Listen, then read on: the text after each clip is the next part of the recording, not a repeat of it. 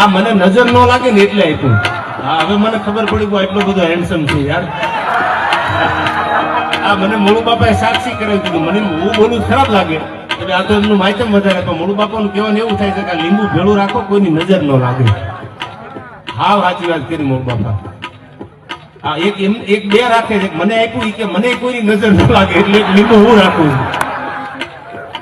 હા એ કાંઈ નહીં રાખે છે. મોળુ બાપાનું કહેવાનું એવું થાય છે કે મને કોઈની નજર ન લાગવી પડે. હા ભાઈબંધ ને પેલા જો આ લીંબુ કાંઈ સાચવી નાખી. પાકું પાકું નજર કોઈની લાગે નહીં યાર. નજર મોઢે લાગી રાજા થોડે બંગલે.